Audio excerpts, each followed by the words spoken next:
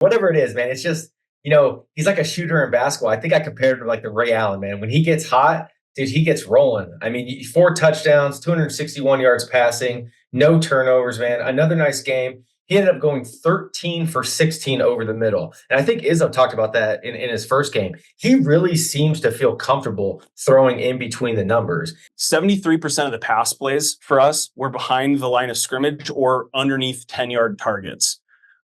So we're setting up the deep ball, and that was reflective of the fact that we were 6 of 7 on passes past 10 yards. Only 7 attempts, but you're connecting on nearly all of them. That's positive. All right, Dog fans, before we hop into the show, don't forget to hit that like button and subscribe to the channel. It really helps us out, and we appreciate the support. Thanks to our sponsor, Simply Seattle. We'll be picking out one lucky new subscriber to win free Washington Huskies t-shirt and hat. To enter, just subscribe, drop a comment below letting us know that you've done it. You can be out there flexing that new Husky drip, that new Husky swag in no time. Plus, don't forget to check out Simply Seattle's QR code at the bottom of the screen, which will take you directly to their website for all your Washington Husky apparel needs. Good luck. Go Dogs. Thank you for everything. Welcome to the Dubbed Up Podcast. I'm your host, Mike Flaunt. On today's episode, we're going to look back at the Eastern Michigan game, watch the good, the bad, and how we ended up coming up with this 30-9 victory. I got my guys Izzo and Noah with me. Fellas, what are our initial thoughts after watching not just one game, 2 games of this UW team? And, we had some ups and downs, but after it was all said and done, we kind of won like we should be winning these games. Noah, what do you think? Yeah, boys. I mean, you're never going to hear me complain about going 2-0. I mean, you still haven't given up a touchdown through 2 games, and a lot of stat guys are saying that's the first time we've done that since 1991, going through 2 games and haven't given up a touchdown. So you got to kind of be pumped about that, man. The Belichick's defense is looking a little spicy, a little naughty, what I like to say.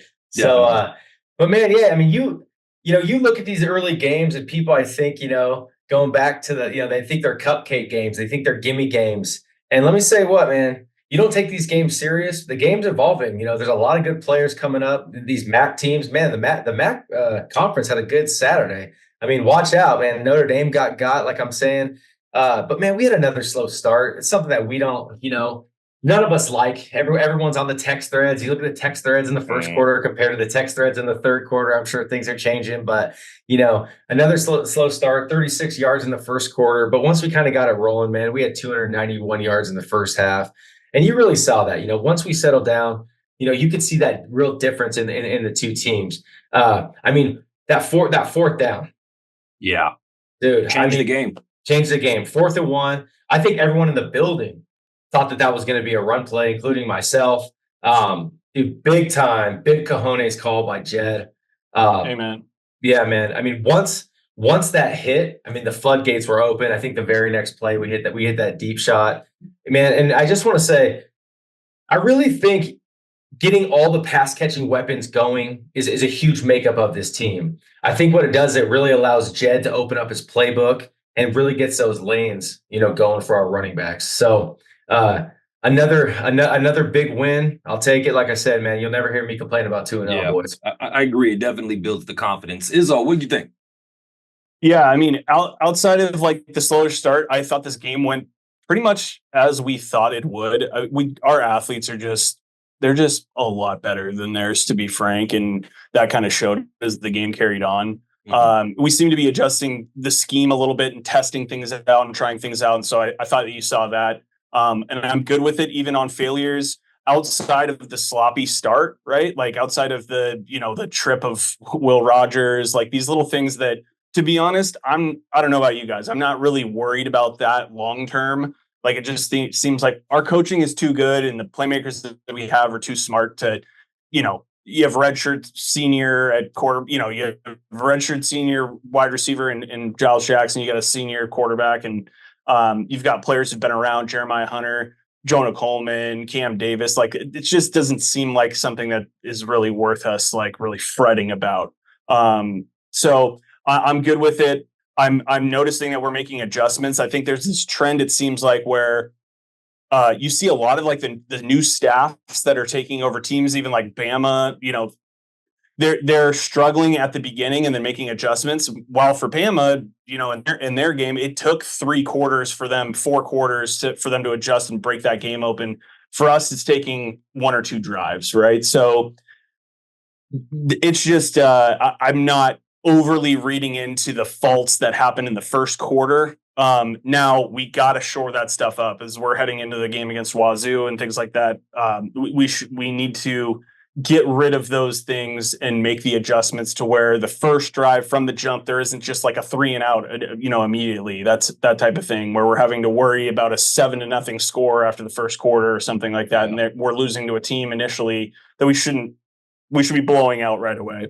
The other thing I noticed is I feel like I see us holding back on play calling a little bit. And I'm good with it because we don't need to be showing our hand this early. Like, we saw in the first game with Jeremiah Hunter not getting targeted a lot, and we see that get changed. We were doing less of the gadgety stuff at the beginning of this game and then kind of went to it later on in the game. So I see us, another thing I'm picking up on, 73% of the pass plays for us were behind the line of scrimmage or underneath 10-yard targets. So we're setting up the deep ball, and that was reflective of the fact that we were 6 of 7 on passes past 10 yards. Only 7 attempts, but you're connecting on nearly all of them. That's positive. I think it's 40 chess to be doing that, and to essentially be allowing this rushing attack, which is dominant. You have 3 players averaging over 7 yards a carry. Yeah. Like, let that set up your deep ball. You don't have to just do what we were doing last year and throwing the ball deep all the time. So the opponents thus far, not great. And I think, like Noah said, you're giving no touchdowns over 2 games. Like, that's phenomenal. It was encouraging to see the offensive line step up, the tight ends step up with Quentin Moore not playing, the edge group step up. And we'll talk about more as we go on, but way more positive to come from this game than negative. That's for sure. Yeah, I totally agree. One of the funny things, and we were talking about this before we started recording, was how it's not the whole second line, but how you get a couple of those guys from the second line come in as kind of a boost, and in both games, it's kind of led to scores and touchdowns. And it's nice to see guys being able to uplift other guys, especially after a slow start, and then seeing us get hitting. I mean, once we hit that second quarter, 21 points out of nowhere, and we're winning. And by halftime, that bad taste that was in our mouths by some of the sloppiness in the first quarter was gone. Let's get into some of the standout players and some of the guys that really stuck out. Noah, who are some players that really made you go, damn, these guys are phenomenal, or damn, these guys weren't? Yeah, Izzo and I both hit it, kind of in our high level thoughts of the game where we looked at. But when I watch Will, dude, he is just so damn streaky. And I don't know if it's like a mojo streak or whatever it is, man. It's just, he's like a shooter in basketball. I think I compared him to the Ray Allen, man. When he gets hot, dude, he gets rolling. I mean, 4 touchdowns, 261 yards passing, no turnovers, man. Another nice game. He ended up going 13 for 16 over the middle. And I think Izzo talked about that in his first game. He really seems to feel comfortable throwing in between the numbers. And when you have those big rangy bodies with Hunter and Boston that can go up and get those balls in between the numbers, in between the safeties on the backside of those linebackers, I think that we can really eat there. And I think that's something you'll start to really see open up. And I think you'll end up seeing that in the Apple Cup as well and kind of expose some of these linebackers. But the other one I had was, so Will Rogers was my first one. The next one, I called it our blocking unit, and it included Giles Jackson. Okay. Yeah. So I talked about this. I said, the O-line kind of settled in nicely. We kept Rogers clean, didn't give up any sacks, and the O-line blocked well, put 185 yards on the ground for our running backs and Damon Williams. But what I'm kind of referring to is a specific play, and you could see the dominance really show up with about 4:40 left in the second quarter. UW ends up running this outside zone play to Jonah Coleman, where the defensive end and the tight end that actually flip as a party gets along the backside, pulls on the other side. I'm thinking it's kind of like a leverage play. That defensive end was lined up head on of the tight end, and so Latu was like, I can get him. As a party goes, ends up sealing the cornerback.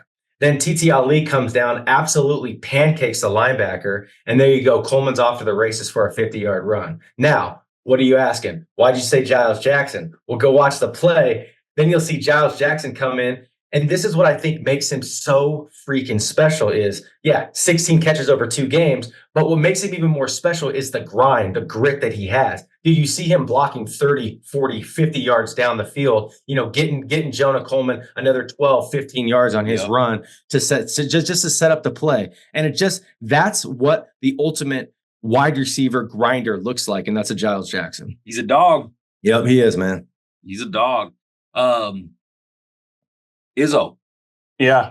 Tell me, who stuck out to you? I know Giles and the O-line and Will Rogers definitely, it was nice to see Will Rogers really show what he should do against a lower level of competition. But who stuck out to you? Yeah, I mean, for Will, like, I don't even know. I totally understand where Noah's coming from with the streakiness. I don't even know if I would call it that because it's like there may be a different word that I would use essentially, where he essentially just needs to get himself into a rhythm, and like the miscues at the beginning of the game are him not being in that rhythm, and then once he gets in it, he's off and running. So I guess I guess that is streaky. But I think you make up a good point. It's not like the passing of streak. It's like it's not that. It's like the first 2 games. He took those early sacks, and you're like, what are we doing, man? It's like exactly. I just want him to get ready earlier, and then boom, he's off and he's going. Yeah, and I wonder too, like if that's like has to do with overthinking a scripted drive or something like that. Like the first game, it was like a 3rd and 9 lob pass to. On the first drive to Denzel Boston that I think everybody was kind of like, I don't know if that's the play call you want to go right there. So it's like maybe I think as the game progresses and he settles in, it's just like you're saying, it's just constant completions. I mean, 21 to 26 in this game, 5 completions. You love to see it. And if we're moving past Will, because honestly, in this game, Will dropped some dimes, and I think we saw the arm talent that maybe people didn't really know about. Like there was the in-cut route touchdown to Denzel Boston where it was timed, the Jeremiah deep ball, the Decker to Graff deep ball. There's a lot of touch there, and when he needs the zip, that's the Denzel in route, right? Because I think there really wasn't very much separation on that first touchdown to Denzel. It was a timing route, and he had safety help over the top as well. And he just snuck it in there. And when you have this is the comp now that I'm starting to see with Denzel Boston. He reminds me a little bit of a faster version of Jermaine Kearse in that he's just like sure-handed, right? I think obviously Jermaine Kearse has these like insane catches as a Husky and as a Seahawk, frankly. And I think Denzel has the capability to do that type of thing too. And I think we're going to see it because I think they're going to try to get him over the top as well. But it's nice to see him running a full route tree and being crisp in his routes on everything. And that Will is zipping the ball in there when he needs to and throwing with touch when he needs to as well. Outside of if we're going to call out, Giles, obviously he's having his game, they're getting the ball to him with separation. He's going to be a stat stuff for all year. You've got your Jonah averaging over 9 yards a carry, which is insane. Will obviously. Player I want to call out again is Enoch Thamahi. Again, just sure-handed or your sure blocker up front. You don't have to think about his guy. He's just shutting down whoever it is that's on him. They're running to his side. I think they're running to the right side 75%. And I know a lot of that has to do with rotation on the left side. We have left tackle with McCree, with Fa Solo. But I think it also is a check of confidence from the staff that they can go ahead and scheme to the right side on a consistent basis. And even if the defensive staff we're playing against understands that, it doesn't really matter because as a party and Vamahi have it locked up on the right side. So I'm going to call him out again. I'm just impressed. TT Ali as well. And I'm sure we'll talk about him a little bit more later. I was really happy to see Cam Davis get the rock a lot in this game. Broke that 20-yard rush. He had over 70 yards to carry. It's just there's 3 guys back there that when they get the ball, it's a problem. And I see that the staff, and I think that everybody does, has confidence in Cam Davis to be somebody they can give the ball to 7 to 10 times in a game. Bro, he kind of and has feel that. comfortable He has that twitch back Yeah, that we remember in him, man. And that's a great call, because I mean, that's something that I think I was really looking for with him is, does he kind of have that burst? Because that was something he was very much known for before his injury. And dude, I think he finally does, man. And do we really have a three-headed monster in that backfield? Yeah, he kind of came out with the power too this last game, which he felt a little like hesitant in game one, but you saw him come out with the full power. If I was to say the player that stood out to me, it had to be Jeremiah Hunter. I was so glad to see him make the plays. And remember, we were talking about Will Rogers was like 6 or 7 on deep balls. The only one that he missed was actually a catch. He just was slightly out of bounds in that over-the-shoulder play to Jeremiah Hunter, which is also kind of Jermaine Kearse-esque. We've seen him enough when he was at Cal to know the talent that's there. And so, to your point, though, it's just nice to see him break out, right? I mean, he cooked that wide receiver. He cooked that cornerback that he did a little pump hezzy on the inside, and it was just like 4 yards of separation immediately. Hunter breaks out to the right. They had safety help, but he couldn't get there in time. And Will just dropped it in there. But yeah, it was nice. Yeah, it was nice to see him get targeted. I got a question for you guys. Have you ever wanted to walk into Husky Stadium where there's 70,000 people and be the best looking person in the stadium? If you have, make sure you go to Simply Seattle, hit that QR code. Our good friends at Simply Seattle hooked us up and we look great. You see that QR code? Make sure you snap that, go check it out, get all the Husky gear you want, plus Mariners, Sonics, Storm, all that stuff, everything at Simply Seattle. While you're at it, be sure to check out the Dub Discord community with over 2,700 members. It's the largest organized chat room for all things Washington Husky athletics. You want insider access? Our VIP membership unlocks exclusive chat rooms and rumors you won't find anywhere else. Hit the QR code on the screen and join the conversation today. Go Dawgs. Thank you for everything. All right, fellas. Anything else you guys want to mention or bring up about the offensive performance? I got one more I just wanted to say. And here's what's funny is I didn't have this plan, but if you were in the Discord, you actually would have known about this before game one. But I love the play call to Decker. Decker the GOAT DeGraff, I think is what the GOAT. Yeah, I think that's what Matty Stein calls him. But dude, that long touchdown last week, we lined him up as an H-back. And like I said, if you would have been in the Discord, we talked about him coming out of the backfield. But he ends up running that wheel route. We get him on that long touchdown. This week, we end up splitting him out like 3 yards right outside the right tackle. We bring Giles in motion to see if, are they in man or are they in zone? They follow Giles, so Roger realizes we're in man and we go. And it just, to me, it just says that Jed has so much faith in this kid. Will has so much faith in this young kid that he's like, we're going to go mano-y-mano. I'm going to hit you on I think it was a 41-yard touchdown. And dude, he put it on that safety or outside linebacker, whatever it was. And it just shows, man, dude, I think the other thing I want to say on this too, I think Hood called this out. Dude, this kid's on track to be a freshman All-American, man. Yeah, I mean, he 2 touchdowns. Yeah, 2 touchdowns, 2 games. And I don't know, man. You have another weapon like Decker. This is it just makes this offense even more deadly than it already can be. So I wanted to make sure we kind of talked about that before we moved to the defense. Tight roped it in. Yep. Tiptoed his way in. That was awesome. It really was. It really was. Izzo, anybody else for you? No. I think again, Adam Muhammad, like he's shot out of a cannon. There's not a whole ton to say. It's just like when that kid, if he's in the open field, like good luck tackling him. I can't imagine squaring up with him one-on-one. Just like he's 18. It's just insane that he just causes so many problems for everybody. Yeah. I love watching him. I think everybody else does too. That's facts.